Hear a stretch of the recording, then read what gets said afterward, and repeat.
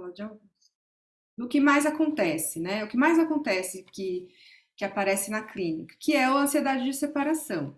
O transtorno de ansiedade de separação é o transtorno de ansiedade mais prevalente em crianças com menos de 12 anos. Períodos de exacerbação da ansiedade na separação de figuras de apego fazem parte da vida inicial do desenvolvimento e podem indicar o estabelecimento de relações de apego seguras. Por exemplo, em torno de 1 ano de idade, quando os bebês podem sofrer de ansiedade reativa a pessoas estranhas, aquela idade que a criança chora quando a mãe vai embora. O que é bom, né? Porque se a criança não chorasse, é sinal que não estava uma relação de apego seguro com a mãe ou com a figura cuidadora principal. Pode ser a avó, pode ser alguém que está sempre ali com a criança. Então, a criança vai ter essa ansiedade de separação. Vai ser diagnosticado com algum tipo de ansiedade? Não, faz parte desse momento do desenvolvimento. A partir de 9 meses, né, o bebezinho começa a identificar quando a mãe pega a bolsa para sair, já começa a chorar. É isso. O início do transtorno de ansiedade de separação pode ocorrer em idade pré-escolar e em qualquer momento durante a infância, mais raro na adolescência. Em geral, existem períodos de exacerbação e remissão. Em alguns casos, tanto a ansiedade relativa à possível separação quanto a esquiva de situações envolvendo separação de casa ou do núcleo familiar, por exemplo, ir para a universidade, mudar-se para longe das figuras de apego, podem persistir durante a idade adulta. Entretanto, a maioria das crianças com transtorno de ansiedade de separação fica livre de transtornos de ansiedade que causam prejuízo ao longo de suas vidas. Então, quando cresce, tende a ter uma remissão dessa questão da ansiedade de separação. Durante a pandemia, foi muito comum, não sei como foi para vocês, muito comum, porque a criança não quer mais sair de casa, porque não quer descer para... Quando teve aquela abertura, durante um tempo, né, que você já podia descer revezando, de máscara e tal, das crianças não quererem sair, né, das crianças não quererem se separar mais dos pais, dificuldade para voltar à escola, aconteceu bastante, acho que até hoje muitas crianças estão sofrendo ainda as consequências desse período. Crianças com ansiedade de separação, quando afastadas das pessoas com quem têm vínculo, temem nunca mais reencontrá-las. Costumam expressar o medo de que possam acontecer doenças, acidentes ou acontecimentos ruins consigo próprias ou com seus entes queridos.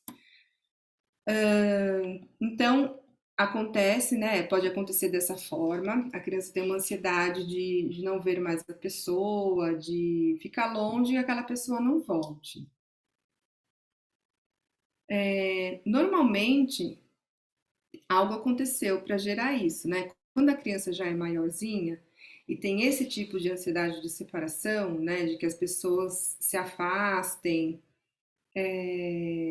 a criança está se sentindo muito fragilizada, né? Eu atendi um caso também assim, agora durante a pandemia, inclusive é um caso online, e que tem outras questões ali relacionadas, né? Nesse caso, por exemplo, a criança, a mãe é que é muito dependente da filha. A mãe se apegou à filha depois, né, que se separou do pai da criança. E a mãe tem muitos medos, a mãe tem muito essa questão, medo de assalto, medo de acontecerem coisas ruins, e também se sente sozinha.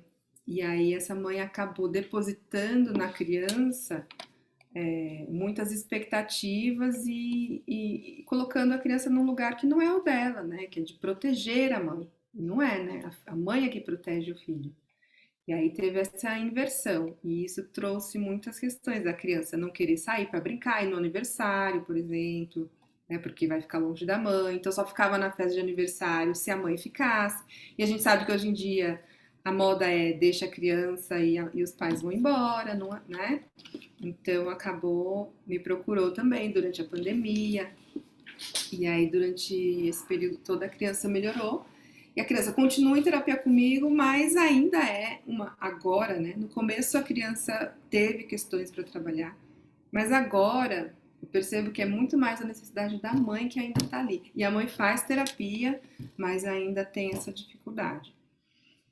Então elas têm esse medo, e esse medo a gente, né, vai, durante o processo de terapia, dando compreendendo como que ele foi produzido, o que está trazendo esse medo da criança. Às vezes já é bem, né, nítido, né? Já tem uma situação, sei lá, algo que aconteceu recentemente, tipo de um assalto, algo que a criança presenciou, que já deixa bem claro, né? É o caso do estresse pós-traumático, que a gente vai falar também, rapidamente.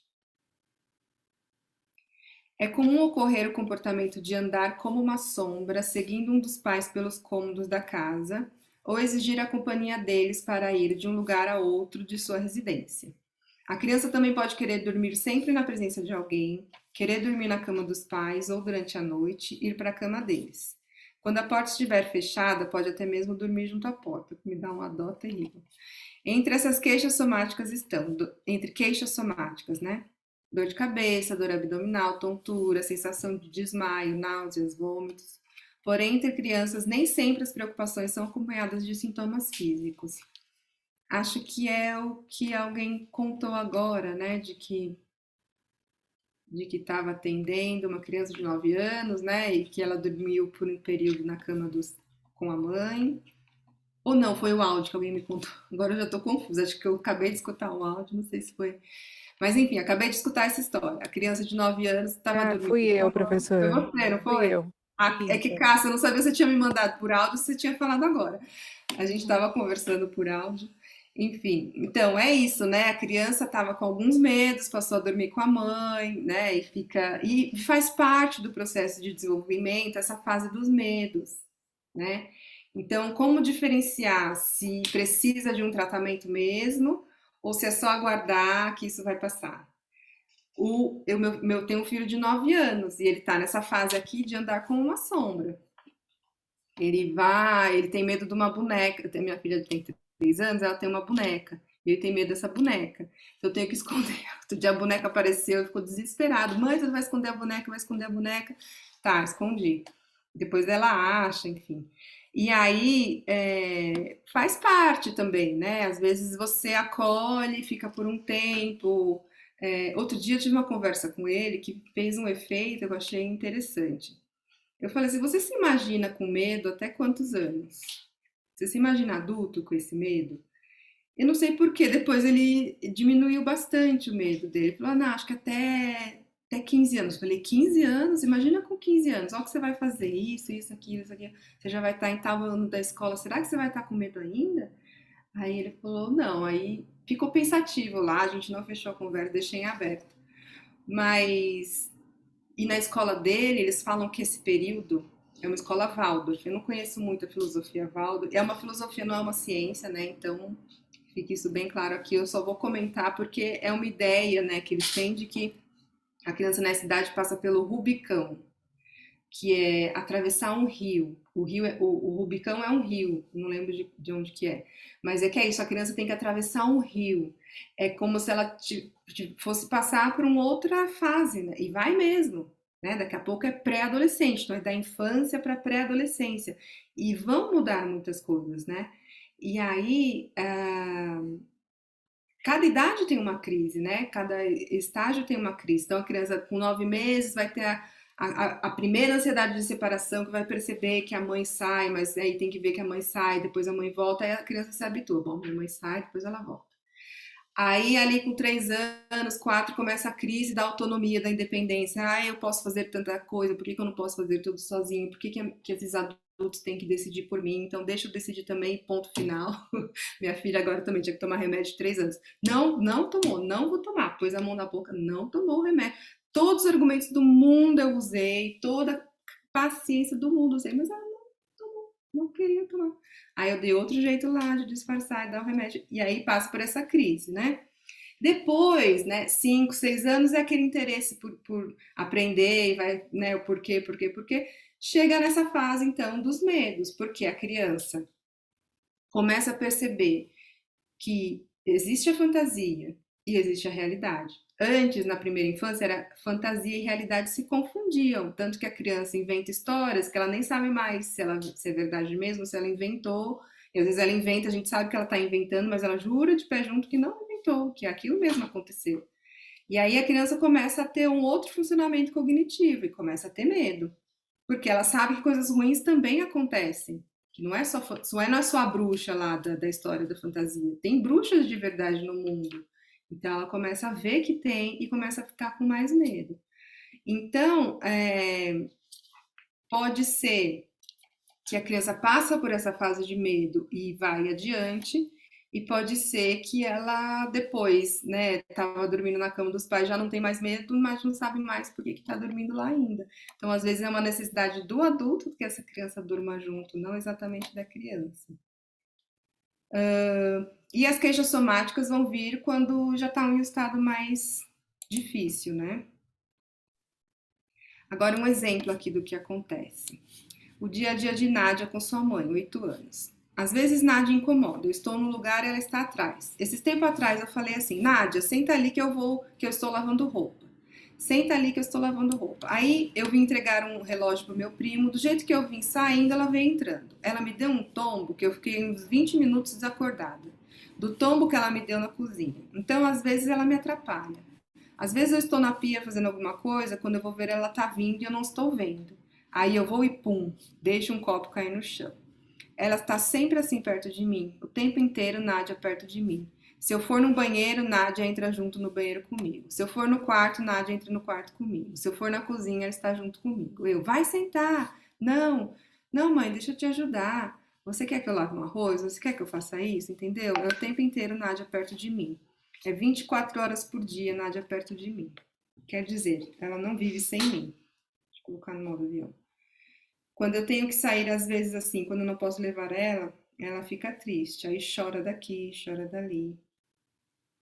Aqui a gente dá para perceber uma clara, um sofrimento, né? Muito evidente dessa criança, porque é diferente quando a criança tem medo de alguma coisa, que ela deposita todo o medo dela no mundo em um objeto. No caso, meu filho depositou na boneca, ele tem medo da boneca. Quando a boneca não tá, escondi a boneca, a vida que segue, né? Agora aqui não, e a gente vê ó, o que essa criança passou, né? Sintomas de ansiedade e de transtorno de estresse pós-traumático. Testemunhou violência policial sobre o pai e violência entre pais. Transtorno de ansiedade generalizada, então, caracterizado por ansiedade e preocupação excessiva.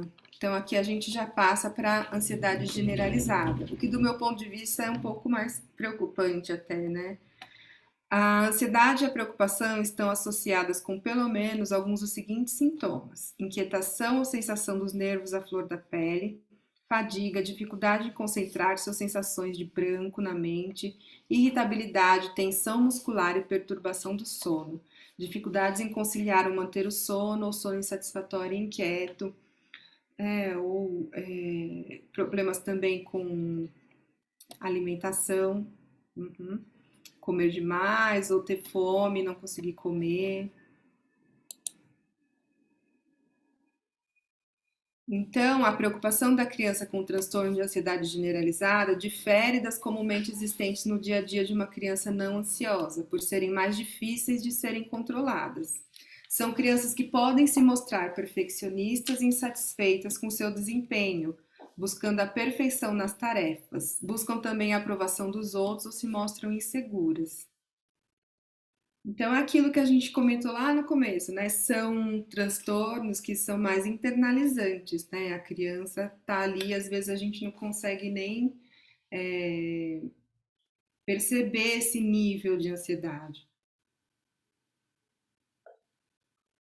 Nem aquele caso que eu contei para vocês, da criança que veio, que a mãe tinha uma queixa de ansiedade, e no fim era ela que queria se separar do pai, e aí depois isso veio à tona. Mas vocês veem, né? A preocupação daquela criança com a mãe é muito grande e realmente estava gerando uma ansiedade na criança, né? Porque a mãe estava ali em um estado de sofrimento.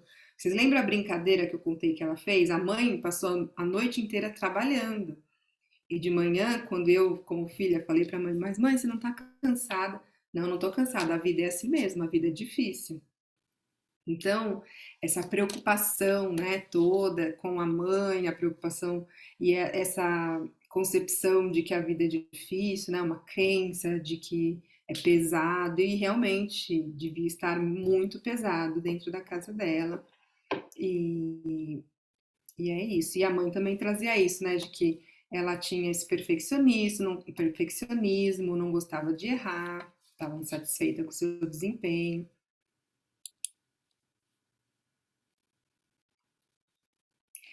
Então, a criança com fobia específica apresenta medo. Aí já mudou para fobia. Mas tudo bem até aqui, gente? Então, falando né, do transtorno de ansiedade de separação, ansiedade generalizada, vou falar da fobia e depois do transtorno de estresse pós-traumático.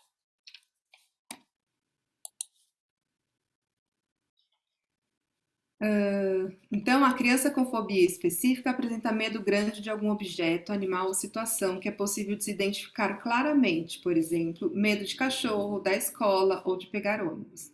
A criança fica muito ansiosa ao ser exposta à situação que tem medo e procura evitá-la.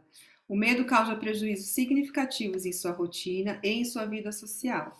Pode ter ataques de pânico diante do objeto que causa medo. Vamos ver quais são. E eu vou dar um exemplo para vocês, um caso que eu atendi. Se vocês tiverem também casos que vocês atenderam e quiserem contar, por favor, podem falar. Então, a gente tem subtipos de fobias específicas, né? Animal, medo de animais ou insetos. Ambiente natural, situações do ambiente, como enchentes, tempestades, alturas, águas. Sangue, injeção, ferimentos, que é medo de receber procedimentos médicos invasivos, medo de ver sangue ou ferimentos. Eu atendi uma criança que tinha muito medo de borboleta.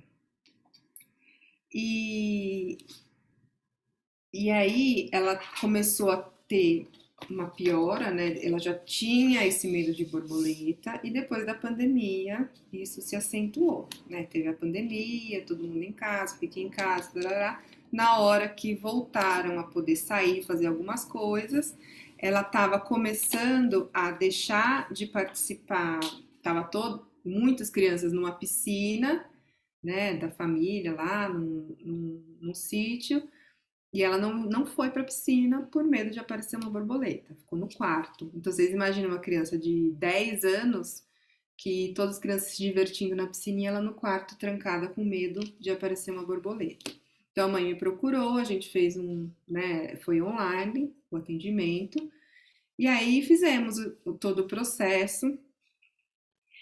E nessa questão das fobias, perspectiva psicanalítica vai trazer questões muito profundas, né? Assim, que envolve a relação com os pais, a questão das cobranças, das expectativas serem muito altas em relação à criança, e o que traz uma rigidez. E aí eu percebi assim, eu entendi que tinha um certo modo de funcionamento, de dinâmica naquela família, uma criança com um nível de perfeccionismo muito alto. Sabe aquela criança que tira sempre a melhor nota e que os cadernos estão todos no lugar certinho e que ela senta na frente, tudo que o professor fala ela sabe, aquela criança perfeita, né? Perfeita assim, não é esperada, né? É a expectativa de todo professor, a expectativa dos pais também. Então ela estava sempre tentando cumprir a expectativa dos adultos e, e o que, que trazia essa borboleta? Então, a borboleta tinha um significado ali de uma reação que ela teve aos 3 anos. Ela entrou em um borboletário com o pai e ela ficou com muito medo. E o que eu acredito que tem acontecido e que eu fui pescando assim pelo depois, né, quase no final do processo, que eu fiquei sabendo que esse pai era muito nervoso, porque a mãe me contou isso, depois ela saiu da terapia, quer dizer, ela não queria falar sobre isso. Então tinha uma coisa ali de não dito, né, que não poderia ser dito. E ele era muito nervoso e provavelmente ele não reagiu bem ao medo da criança de borboletas nesse momento do borboletário. E é um pai que eu tive um contato com ele, que deu para ver uma rigidez muito grande, né? Ele fez curso de PNL, então ele achava e ele tinha gagueira e ele se curou da gagueira, então era aquela pessoa assim, não, eu fiz e eu pude, eu faço, e sabe aquela coisa da meritocracia e que porque eu consegui, todo mundo pode conseguir, e ela tem essa questão e ela tem que enfrentar, e ela tem medo da borboleta, mas eu já falei que tem que enfrentar a borboleta, a vida é assim mesmo, bola pra frente, jogo continua, sabe aquela coisa assim, não olhar para a sombra, né? Então, eu percebi que essa família não tinha condições de, com essa família, entrar em questões mais profundas. A mãe também fugiu de mim pra caramba durante o processo. Eu fui atendendo a criança, porque a criança estava em sofrimento, estava funcionando.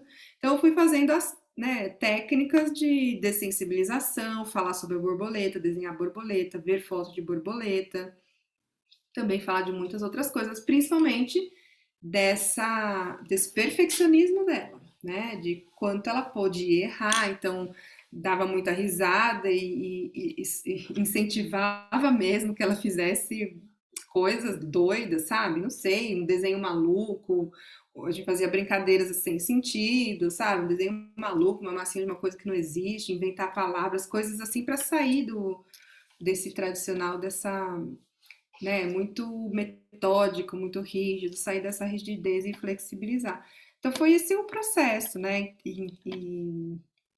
E ela tinha esse medo de borboletas. Foi muito interessante. Eu fiquei, né? Como todos, gente, sempre vai acontecer isso. A gente pensar se vai dar conta. Então vocês que estão aí, que ficam pensando, será que eu vou dar conta?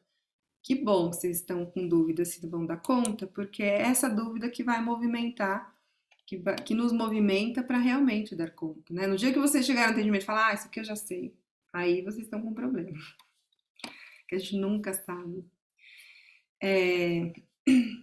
Situacional, então, outro tipo de fobia, né? Situações específicas, como utilizar um certo tipo de meio de transporte, ônibus, carro, avião, trem, andar em túneis, andar de elevador, ficar em locais fechados e outros tipos. A mãe dessa criança tinha, que tem fobia de borboleta, a mãe tinha fobia de andar de elevador. Fez um período de terapia também, mais breve, e consegue andar, assim, conseguiu resolver, se adaptar, né, ali aquela questão, assim como a criança também se adaptou às borboletas. Só contando o desfecho. No final, a criança vivenciou outras situações com borboletas e ela foi. Porque o que ela tinha? Qual que era o medo da mãe? Quando essa criança viu uma borboleta, primeiro que ela estava se privando de várias situações por esse medo de borboleta.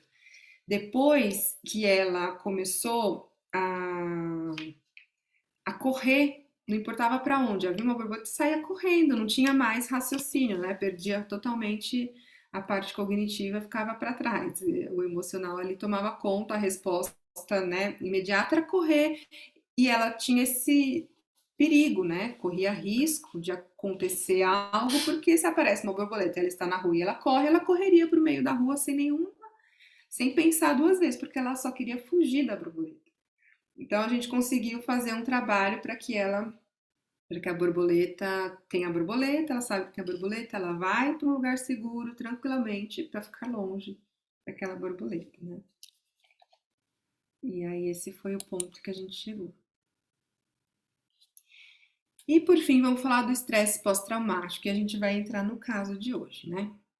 Em crianças. Então, para se diagnosticar o TEPT em crianças, é necessário que haja exposição a um evento traumático em que a criança vivenciou, testemunhou ou foi confrontada com um ou mais eventos que envolveram morte ou grave ferimento, reais ou ameaçados, ou uma ameaça à integridade física própria ou de outros. A resposta da criança envolveu intenso medo, impotência ou horror, frequentemente manifestado em crianças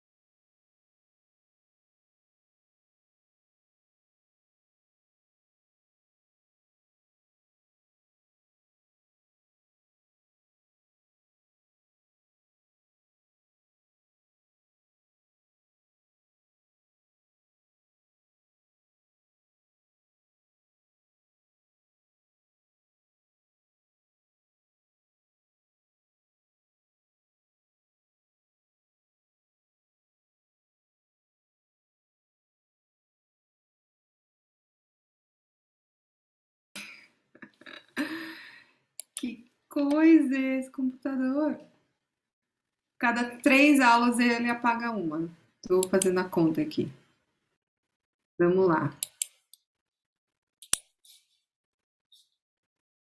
É,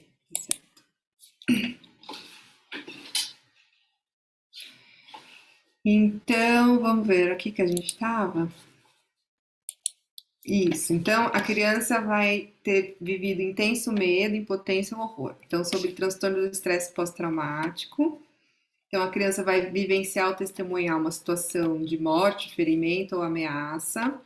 A criança vai ter como resposta, né, intenso medo, impotência ou horror, frequentemente manifestado em crianças através de comportamento desorganizado ou agitado. O evento traumático é persistentemente revivido pela criança em uma ou mais das seguintes maneiras: recordações aflitivas, recorrentes e intrusivas do evento, incluindo imagens, pensamentos ou percepções nas crianças pequenas. Podem ocorrer jogos repetitivos com expressão de temas ou aspectos do trauma. Aqui um exemplo, né? É a mesma menina que a gente falou anteriormente que ela tem ansiedade, ela também tem o TEPT, né? Até hoje, ela com 8 anos não esqueceu. Ela ainda revive tudo aquilo. De vez em quando, que aquilo passa igual a uma novela. Ela lembra, ela começa a comentar, fazer aqueles comentários, e eu começo sempre a tentar tirar isso da cabeça dela. Foi uma situação assim muito difícil para a Nádia mesmo.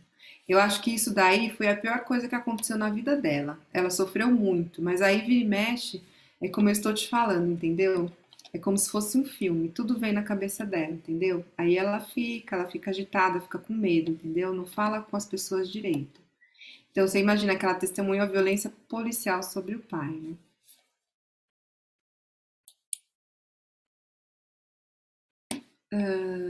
Outra coisa que acontece no transtorno do estresse pós-traumático são sonhos aflitivos e recorrentes com o evento, podendo ocorrer sonhos amedrontadores sem um conteúdo identificável. Diz ela que tem uns sonhos assim, que ela corre do quarto para vir pro meu quarto. Ela diz que sonha muito com um bicho ruim, com essas coisas que está vindo pegar o irmão dela. Nessas semanas, quando acontece esse tipo de sonho com ela fica assim, Nádia fica desnorteada. Ela fica nervosa, fica preocupada.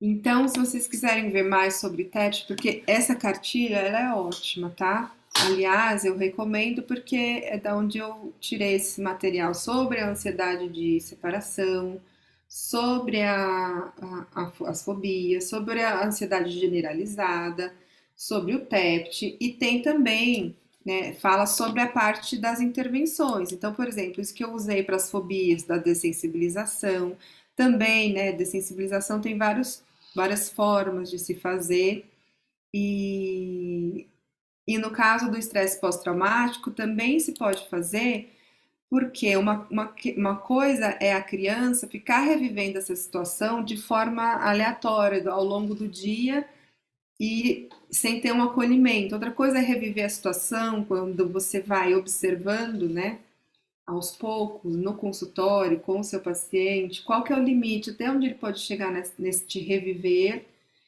e que tipo de instrumentos você pode usar para que se expresse esses sentimentos de outra forma, principalmente com criança, né, que é a brincadeira, jogos plásticos, desenhos, massinha.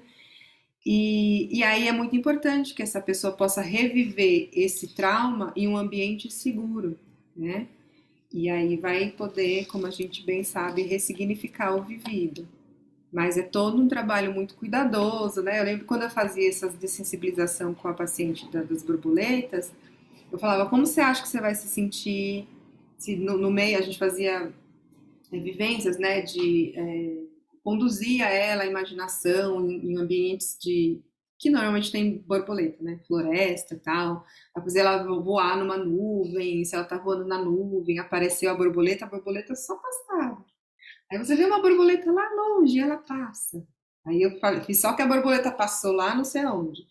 E aí ela falou, ah, tudo bem que a borboleta passou. E aí aos poucos eu fui aproximando as borboletas das vivências que eu ia fazendo com ela. e também vendo como que ela estava. Por exemplo, no primeiro dia que a gente fez, ela deitou, fez, e ela falou, ai, mas eu não gostei, porque eu fiquei com muito medo de entrar uma borboleta de verdade, porque a janela onde ela estava, que era numa varanda, não fechava. Aí eu falei, ah, então na próxima a gente vai ter que fazer em um outro lugar, né? Se você puder ir no seu quarto, a gente faz, aí você fecha a janela, e aí assim a gente foi fazendo.